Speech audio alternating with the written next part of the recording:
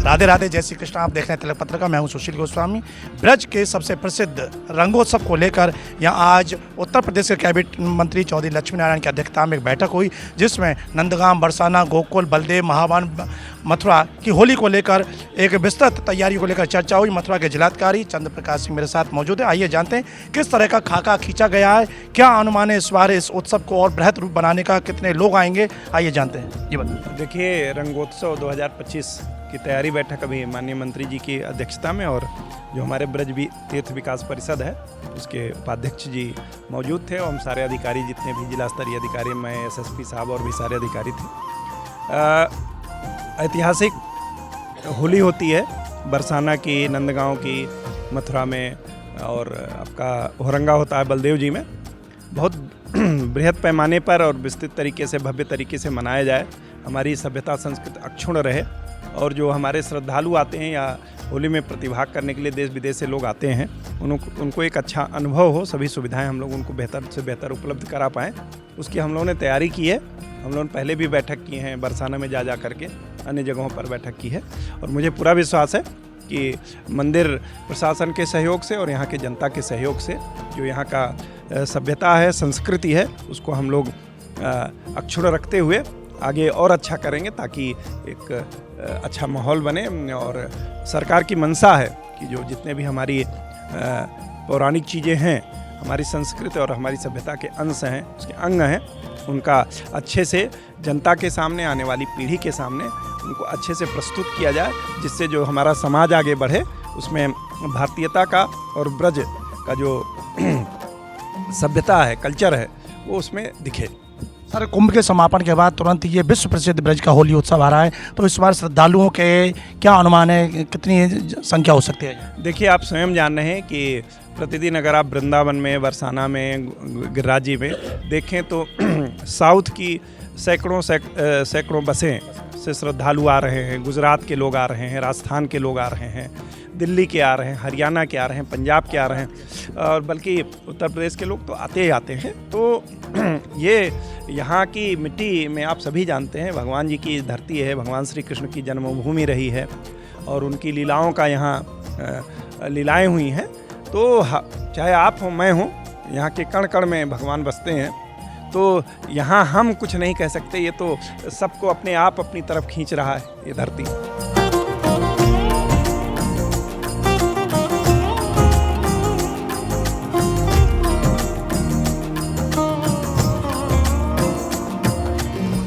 तैयारियों को लेकर आज बैठक ली है कि आपको इस तैयारियों को खाका तैयार किया गया है?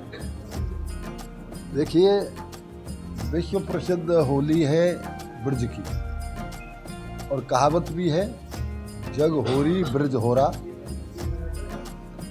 यहाँ पूर्व में भी पहले आदरणीय मुख्यमंत्री जी 3 बार बरसाना की होली में आ चुके हैं। अब के पुनः वो फिर नंदगांव बरसाने की होली में आने का निमंत्रण स्वीकार किया है। आज इसी संबंध में यहाँ व्यवस्थाएं हुई, सारे विभागों की व्यवस्था, चाहे वो सफाई की हो, चाहे स्वास्थ्य की हो, चाहे विद्युत की हो, चाहे परिवहन की हो, चाहे पुलिस की व्यवस्था का हो, पार्किंग की व्यवस्था हो, इन समस्त व्यवस्थाओं के संबंध में बात हुई है। ये तय किया गया है होली के अवसर पर बरसाना में देख रेख के लिए 150 ये लगाए जाएंगे सीसी फुटेज कैमरे, 150 लगाए जाएंगे। नंदगांव में 100 कैमरे लगाए जाएंगे।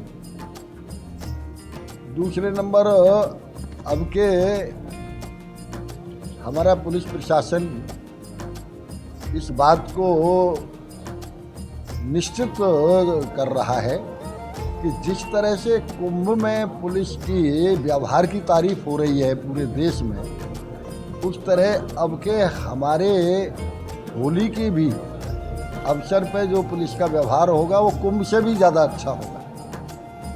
इस तरह की व्यवस्था हो रही है। सफाई के संबंध में निर्देश दिए गए हैं। जो बाहर के लोग आके यहाँ अपना वो लगाते हैं भंडारे, वो अपने स्वयं डस्टबिन लाके उसमें कूड़ा डालें, ये व्यवस्था की गई है।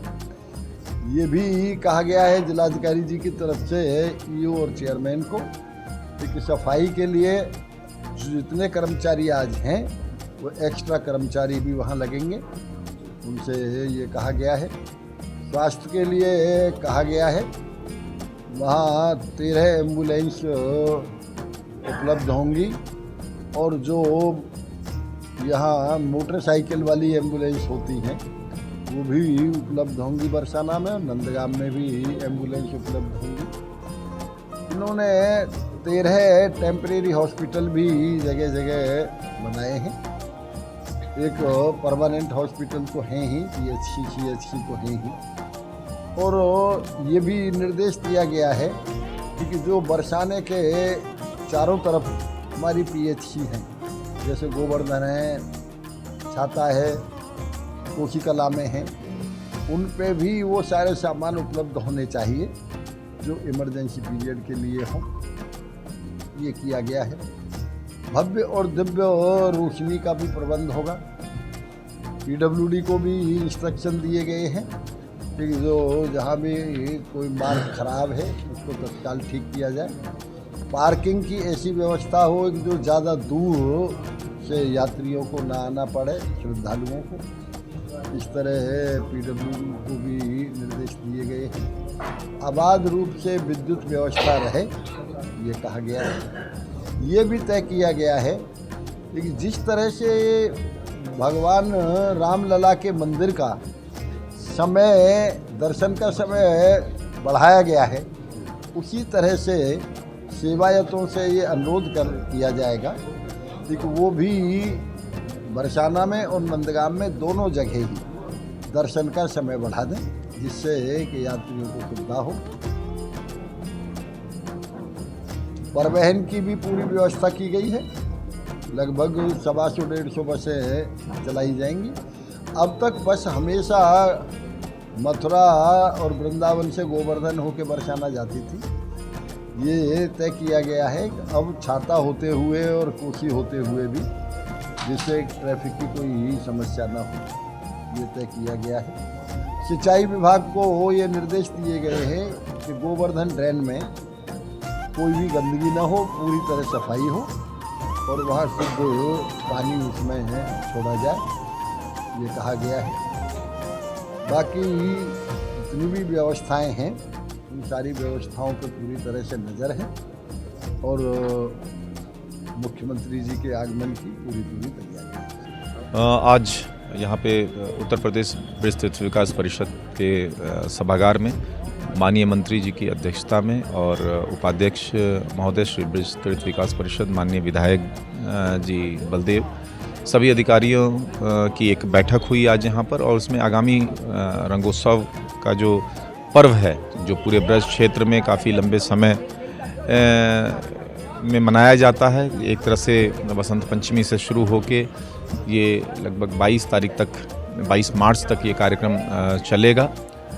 उसको लेके व्यापक चर्चा हुई, जिसमें बरसाना की लड्डू मार लठमार होली, नंदगांव की लठमार होली, रंगभरनी एकादशी के दिन वृंदावन की परिक्रमा, श्री ठाकुर बांके बिहारी जी की फूल वाली होली, श्री कृष्ण जन्म स्थान की होली, गोकुल की होली, बलदेव की होली, सभी आयोजनों के बारे में विस्तार से चर्चा हुई। और पुलिस, जहाँ तक पुलिस प्रबंध का प्रश्न है, समस्त एरिया को विभिन्न, हर त्यौहार हर स्थान के हिसाब से विभिन्न जोन और सेक्टर्स में विभाजित करके फोर्स डिप्लॉय किया जा रहा है। मैन पावर के साथ साथ तकनीक का बेहतरीन इस्तेमाल किया जाएगा। सीसीटीवी कैमरे, ड्रोन कैमरे इत्यादि से निगरानी होगी। आने और जाने के मार्ग अलग रखे जाएंगे। यातायात की व्यवस्था पूर्व की अपेक्षा ज़्यादा प्रभावी बनाने का प्रयास चल रहा है। ज़्यादा संख्या में पार्किंग चिन्हित हैं। होल्डिंग एरियाज़ चिन्हित किए जा रहे हैं। मंदिर प्रशासन सभी जगह और स्थानीय वहाँ के माननीय जनप्रतिनिधिगण, जनता के सम्रांत साथीगण, सबके साथ समन्वय बैठक पूर्व में भी की जा चुकी है। आगे भी हम लोग लगातार सबसे संपर्क करके अच्छी व्यवस्था सुनिश्चित कराएंगे, जिससे कि श्रद्धालुओं को एक अच्छा अनुभव यहाँ से मिले। सर यही कोई भी त्योहार हो उसमें स्थानीय लोगों की एक अहम भूमिका होती है, तो स्थानीय लोगों से क्या अपील करना चाहोगे कि जिससे उनका सहयोग मिले और बेहतर ये हमारा उत्सव हो? देखिए, हम हमेशा यही चाहते हैं कि स्थानीय लोगों का सहयोग, चूँकि हम हर स्टेज में उनको अपने साथ लेके, हर विमर्श में उनको अपने साथ लेके चलते हैं, उनके ओपिनियन लेते हैं, उनके सुझाव लेते हैं, तो हम ये भी उनसे अपेक्षा करते हैं कि जो हम व्यवस्थाएं बना रहे हैं उनके से विमर्श करके उसमें अपना सहयोग दें। आने वाले श्रद्धालुओं से भी अपेक्षा करते हैं कि पुलिस प्रशासन द्वारा जो बनाई गई व्यवस्थाएं हैं उनको सुचारू रूप से चलाने में सहयोग करें। और चूँकि काफ़ी संख्या में श्रद्धालु यहाँ आते हैं, तो एक आप लोगों के माध्यम से अपील भी करते हैं कि जो अत्यंत वृद्ध हैं या बीमार हैं, बहुत छोटे बच्चे हैं, वो भीड़भाड़ वाले स्थानों से परहेज करें। बाकी जो भी श्रद्धालु हमारे आ रहे हैं उनको एक बेहतर अनुभव मिले, सुरक्षित और सुगम उनका दर्शन पूजन हो, इसके लिए पुलिस और प्रशासन तथा सभी विभाग पूरी तरह से कटिबद्ध हैं। देखा, वरिष्ठ पुलिस अध्यक्ष महोदय ने कह दिया कि बेहतर अनुभव मिले।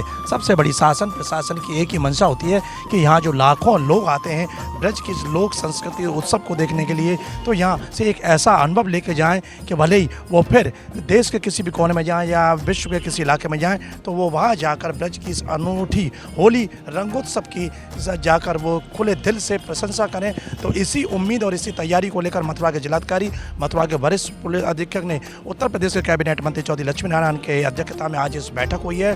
पूरा प्लान तैयार हुआ है। पूरा मेला जोन को पूरे मेला क्षेत्र को 9 जोन में विभक्त कर पूरी व्यवस्थाओं को यहाँ सौंपा गया है। तो आने वाले 7 मार्च से यहाँ का ये 3 दिवसीय रंगोत्सव प्रारंभ हो जाएगा। 8 मार्च को बरसाना की प्रसिद्ध लठामार होली खेली जाएगी। 9 मार्च को फिर नंदगांव में लठामार होली होगी। तो भाई 10 मार्च को रंगभरनी एकादशी को वृंदावन बांके बिहारी मंदिर में होली होगी, श्री कृष्ण जन्मस्थान पर होली होगी। 11 मार्च को गोकुल में छड़ी मार होली होगी। तो वहीं 13 मार्च को समूचे विश्व में होलिका दहन होगा। उसके बाद 14 मार्च को होली खेली जाएगी।